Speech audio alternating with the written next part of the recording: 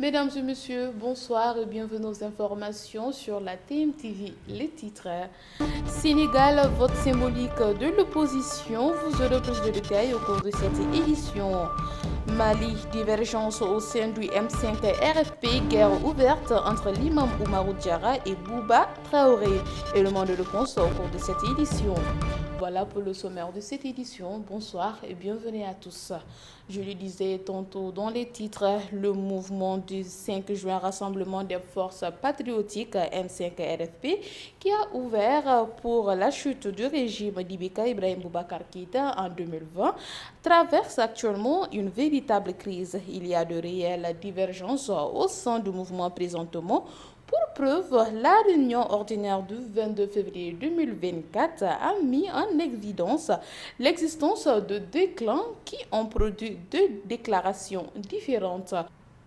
Présidentielle au Sénégal, les candidats présidentiels sénégalais ont voté dimanche lors d'un vote symbolique organisé par une organisation de la société civile pour dénoncer le report de l'élection présidentielle, une élection initialement prévue pour cette date du 25 février 2024. Le 3 février, le président sénégalais Macky Sall a reporté le vote dans un discours télévisé à la nation. L'opposition proteste et c'est dans ce contexte que s'ouvre ce lundi un dialogue voulu par le gouvernement pour fixer une nouvelle date du scrutin. Pour plus d'explications détaillées avec moi, notre invité. Bonjour Monsieur Mohamed Sissi. Bonjour Madame Fatal. D'accord, aujourd'hui nous vous recevons sur ce plateau pour nous parler évidemment du dialogue voulu par le gouvernement pour fixer une nouvelle date du scrutin. Aujourd'hui, que pensez-vous de ce dialogue? Alors effectivement, le dialogue va s'ouvrir aujourd'hui au Centre international d'Abdou Diouf. Le dialogue et la concertation seront tenus au plus tard à 16 heures et d'ores et déjà, je vous informe que, surtout celles et ceux qui nous suivent en ce moment, le président il est déjà dans la salle. Et à 12 heures, il va devoir recevoir les candidats recalés, le collectif des candidats recalés. Donc il va le recevoir dans la salle pour une concertation avant le dialogue. D'accord. Et ce dialogue, pensez-vous que ce dialogue va se tourner autour de quelles questions aujourd'hui avec le scrutin? Alors, au menu, c'est la fixation de la date. C'est un enjeu aujourd'hui très important. C'est justement c'est la raison pour laquelle les 16 candidats, les 16 des 19 candidats ont décidé de boycotter à ce dialogue-là. En d'autres termes, ils ont refusé de participer au dialogue fait par le président de la République, Macky Sall. Ils ont décidé, par ailleurs, de saisir le Conseil constitutionnel. Parce qu'ils pensent que ce dialogue-là, ce n'est pas un cadre légal. Ce n'est pas un endroit propice, judicieux, pour discuter la fixation de la date de l'élection présidentielle. Donc c'est la raison pour laquelle ils ont décidé de saisir à nouveau le Conseil constitutionnel pour que les sages se décident de fixer l'échéance électorale. Alors je rappelle ici, c'est le 3 février 2024 que le président a décidé de reporter l'échéance électorale parce que le président a pensé qu'il y avait une crise politique, il y a une crise institutionnelle. Maintenant, pour dissiper cette crise politique et institutionnelle, une commission d'enquête parlementaire a été mise sur pied pour discuter cette proposition de loi qui a été faite par l'opposition. Et cette proposition de loi a été adoptée et à l'Assemblée nationale en séance plénière. Alors on a vu au moment de ce débat-là, ça fait un toy-boy, ça fait un bruit, c'était vraiment un débat très tumultueux parce qu'à l'issue du débat, on a fait sortir des députés à manu militari, ce que les opposants n'ont pas accepté. Il y a aussi une bonne partie des Sénégalais n'ont pas du tout apprécié au sein de l'hémicycle en pleine séance plénière qu'on fasse sortir des députés. Donc cette loi constitutionnelle a été adoptée à l'Assemblée nationale sur 3/5.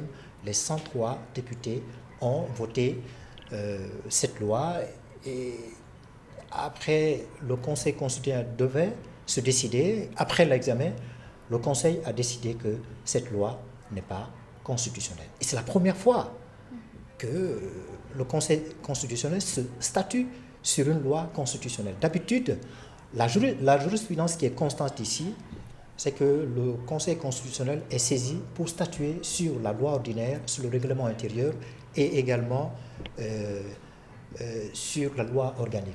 Mais c'est pour la première fois, c'est inédit, que le Conseil constitutionnel estime avoir la compétence de statuer sur le Conseil constitutionnel et la loi constitutionnelle qui a révisé une disposition très importante.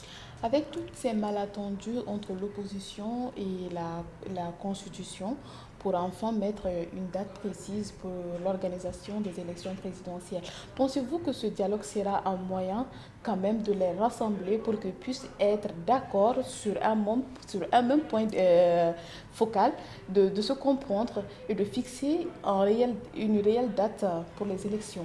Alors, Madame Fatal, je vais vous dire, ça va être, comme je le disais tout ça, un enjeu très important.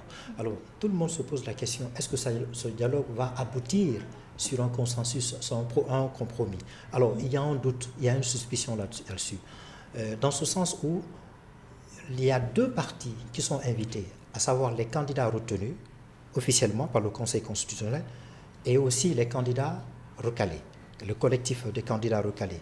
Et sachant très bien que les deux groupes n'ayant pas le même intérêt politique. Le premier groupe, à savoir les candidats retenus, souhaite à ce que le président se décide de fixer rapidement l'échéance électorale, comme ça a été exhorté par le Conseil constitutionnel. Parce que le Conseil constitutionnel, après la rendue de sa décision, il a exhorté au président de la République de choisir une échéance électorale dans les meilleurs délais.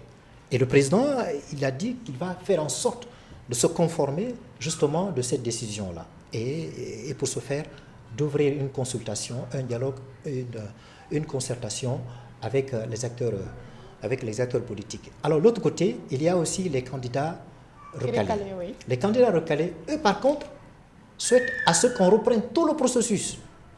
Parce qu'ils disent que le logiciel sur lequel le Conseil s'est basé pour examiner les parrainages n'est pas fiable. Et les Sénégalais qui ont parrainé, la plupart ne figurent pas sur le fichier électoral. Et parmi les candidats, il y a encore les candidats qui ont encore la double nationalité, parmi les 19 candidats. Donc, pour ce deuxième groupe-là, ils souhaitent vraiment à ce qu'on reprenne le processus électoral. Donc, pour toutes ces raisons-là, on se pose la question, est-ce que le dialogue, la consultation qui vient d'être instaurée par le président de la République va déboucher sur un compromis? Alors, la question fondamentale se situe où? C'est-à-dire que le président doit faire en sorte de fixer le calendrier électoral avant le 2 avril. Parce que si l'élection n'est pas tenue avant le 2 avril, ça va être compliqué. Ça sera encore plus compliqué si l'élection se tient après le 2 avril. Et à partir de ce moment, on va se poser la question, est-ce que le président sera légitime de continuer à gouverner? La question va être posée encore auprès du Conseil constitutionnel qui va se décider peut-être qui va constater la vacance du pouvoir et par conséquent demander au président de l'Assemblée nationale d'assurer la transition politique. Mais ça aussi, on se pose la question, est-ce que cela sera faisable? D'accord. De ce fait, nous souhaitons que ce dialogue soit abouti à un résultat, à un consensus bien pris. Sans plus tarder, nous allons passer à l'actualité internationale de cette édition, en bref, en son et en images. La CEDEAO lève ses sanctions contre le Mali et la Guinée. La CEDEAO a décidé dimanche de lever les sanctions économiques à l'encontre du Mali et de la Guinée. Le Niger avait déjà bénéficié de cette mesure un peu plus tôt, mais le Burkina Faso, quant à lui, n'est pas mentionné dans le communiqué de l'organisation sous-régionale ouest-africaine. La communauté économique des États d'Afrique de l'Ouest se réunissait samedi en sommet extraordinaire à Abuja. Il était question de discuter de la politique politique, la paix et la sécurité dans la République du Niger, ainsi que les récents développements dans la région.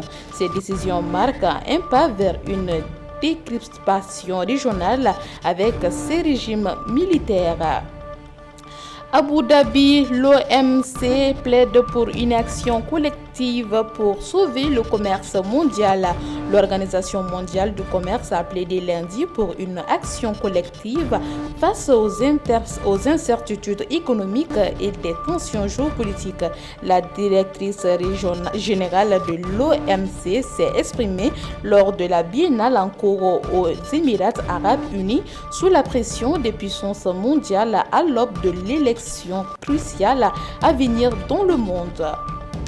Burkina, des dizaines de musulmans tués dans l'attaque d'une mosquée. Plusieurs dizaines de fidèles musulmans ont été tués dimanche dans une attaque d'envergure contre une mosquée de Natiabouani dans l'est du Burkina Faso, le même jour qu'une autre attaque meurtrière contre des catholiques rassemblés dans une église, a appris lundi l'AFP, des sources sécuritaires et locales.